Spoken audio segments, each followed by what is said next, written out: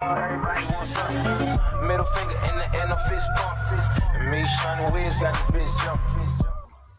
Assalamualaikum warahmatullahi wabarakatuh.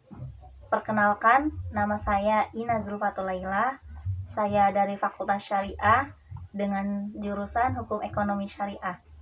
Saya mahasiswa Universitas Islam Negeri Sultan Maulana Hasanuddin Banten, semester 1 kelas C tahun 2024. Di sini saya ingin menjawab beberapa pertanyaan yang telah diajukan oleh Bapak Dr. Andes Espandi, Licentiate Magister Hukum Islam. Oke, pertanyaan yang pertama, jelaskan apa itu akhlak Islam. Akhlak itu berasal dari kata al-khuluq yang artinya sikap, tingkah laku, perilaku yang ada yang melekat pada diri kita. Akhlak itu terbagi menjadi dua. Ada akhlak mahmudah yang artinya akhlak terpuji atau bisa juga disebut dengan akhlak karimah yang artinya akhlak mulia, dan yang kedua ada akhlak mazmumah, akhlak yang tercela, akhlak yang buruk. Contoh dari akhlak mahmudah itu seperti jujur, sabar, adil, dermawan, dan sebagainya. Adapun contoh dari akhlak mazmumah itu seperti sombong, ria, takabur, ujub, seperti itu. Kenapa sih kita harus memiliki akhlak? Kenapa kita harus berakhlak? Karena akhlak dapat menjadikan diri kita, pribadi kita menjadi pribadi yang lebih baik. Karena Nabi Muhammad SAW bersabda, "Innama bu'istu liutamima makarimal akhlak." Sesungguhnya aku diutus untuk menyempurnakan akhlak. Jadi kita diperintahkan untuk memiliki akhlak. Pertanyaan yang kedua, jelaskan apa yang dimaksud dengan akhlak individu dan akhlak sosial. Akhlak itu ada beberapa kaitannya, seperti antara kita dengan Tuhannya seperti hablum minallah, atau hubungan kita dengan manusia hablum minanas, dan hubungan kita dengan alam dan lingkungan sekitarnya yaitu hablum minal alam.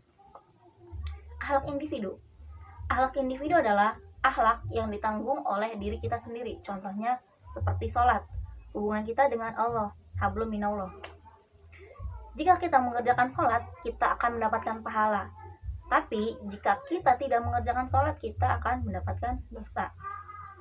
Sedangkan akhlak individu, akhlak yang berhubungan dengan sesama manusia atau disebut dengan hablum minanas. Contohnya seperti gotong royong, saling tolong menolong, menghormati yang lebih tua, menyayangi yang lebih kecil, seperti itu. Apa sih tolak ukur kita bisa dikatakan menjadi orang yang berakhlak? Akhlak itu memiliki nilainya tersendiri, seperti yang tercantum pada 5 doruri Imam Syatibi atau Imam Ghazali ini.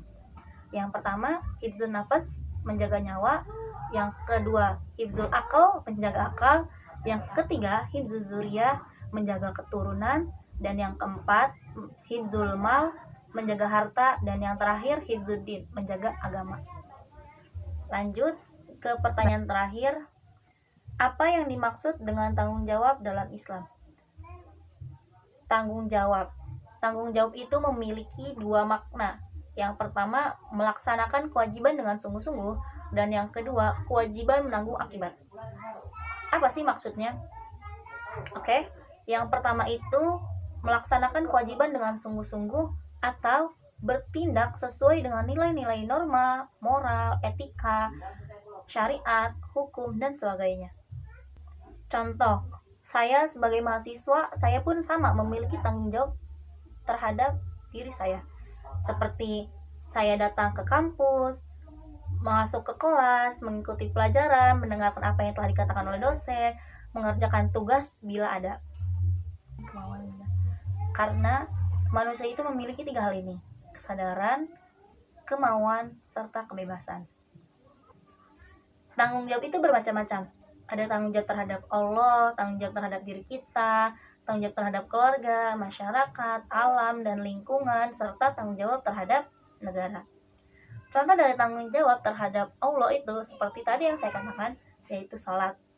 Lalu tanggung jawab terhadap diri kita itu seperti makan, minum, memenuhi kebutuhan sehari-hari kita, baik dari kebutuhan primer, sekunder, maupun tersier.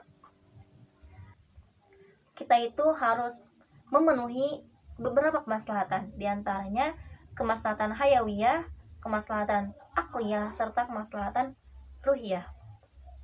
Yang pertama ada kemaslahatan hayawiyah, kemaslahatan yang berupa fisik, seperti dalam hal berpakaian. Kenapa sih kita harus berpakaian? Secara garis besar, pakaian itu dapat menutupi aurat kita. Tapi, kalau kita ingin memperdalam lagi, pakaian itu dapat melindungi tubuh kita dari paparan sinar matahari dan melindungi tubuh kita dari kedinginan. Karena kemaslahatan hayawiyah ini memiliki dua fungsi, yaitu manfaat serta sakit. Jika kita tidak berpakaian akan menimbulkan sakit, seperti itu. Lalu ada kemaslahatan akliyah. Akliyah itu akal atau mental. Mental kita di sini terbagi menjadi dua. Ada kesenangan serta kesedihan. Seperti saya senang bisa melanjutkan pendidikan saya ke jenjang S1 ini, karena masih banyak di luar sana yang tidak bisa melanjutkan pendidikannya. Begitupun yang di luar sana, pasti mereka merasakan sedih kenapa tidak bisa melanjutkan pendidikannya, dan pasti itu memiliki beberapa faktor. Oke, dan yang terakhir ada kemaslahatan ruhiyah, itu kemaslahatan spiritual. Apa sih konsekuensinya dari kita tidak bertanggung jawab? Konsekuensinya itu kita akan kehilangan rasa percaya dari orang-orang yang menaruh rasa percaya terhadap kita. Contohnya, dalam hal pekerjaan, bos kita itu telah menaruh rasa percaya sekali terhadap kita, tapi kita malah menyia-nyiakannya dengan cara kita bermalas-malasan kerja, atau bahkan kita korupsi mungkin, yang dampaknya akan merugikan diri kita, seperti kita akan kehilangan kepercayaan dari bos kita, dan kita akan kehilangan pekerjaan kita. Oke, hanya itu saja yang bisa saya sampaikan. Jika ada kata-kata yang salah, mohon dibicarakan baik-baik, bukan malah pergi dan mencari yang lebih baik. Wassalamualaikum warahmatullahi wabarakatuh.